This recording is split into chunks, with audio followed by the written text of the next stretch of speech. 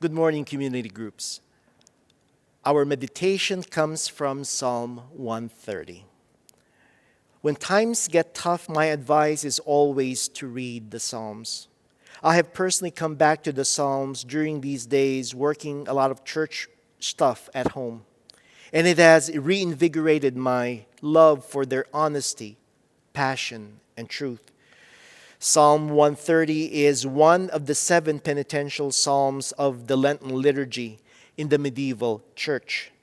Pope Innocent III in the late 12th and early 13th century said this psalm and 6 others should be prayed every day for at least on Fridays during the Lenten season.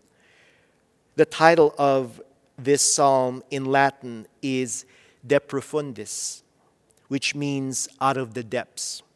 And it is used in many countries for invitations to funerals. In their sorrow, the mourners cry De Profundis because their only request is that God listens and be attentive to them. Out of the depths have I called to you, says the writer. And what comes out of the depths is pretty amazing. I believe it has a number of lessons for us today. For one thing, this psalm sums up the penitential season of Lent so clearly when it says in the second verse, "If you, O Lord, were to note what is done amiss, O Lord, who could stand?" It names the great divide between God's goodness and our own iniquity. Even from the depths of despair, the writer recognizes the perfect Creator and the broken creation. But thankfully for us, it doesn't stop there. In verse 3, it says, "For there is forgiveness with you, therefore you shall be feared." It goes on the faithful to wait for the Lord as watchmen expectantly wait for the first morning rays to break over the horizon. And we wait, for with the Lord there is mercy. In this instance, the word mercy is translated in the Hebrew with the word hesed. Hesed can mean mercy, loving kindness, or loyal love.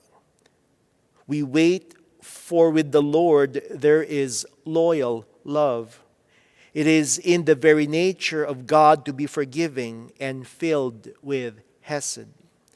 So crying from the depths, patiently waiting and experiencing God's loyal love, these are all things we need to hear as a church in exile and as a country and world that is continuing to suffer.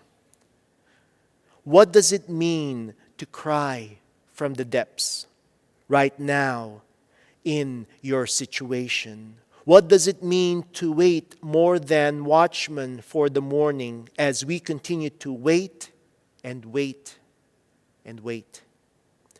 And what does it look like to find God as the source of our hope and to rediscover His loyal love during this trying time?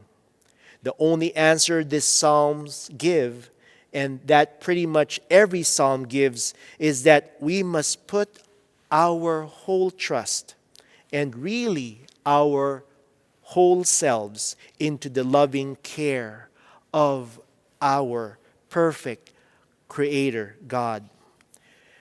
And may God hear us, de profundis, out of the depths. Amen.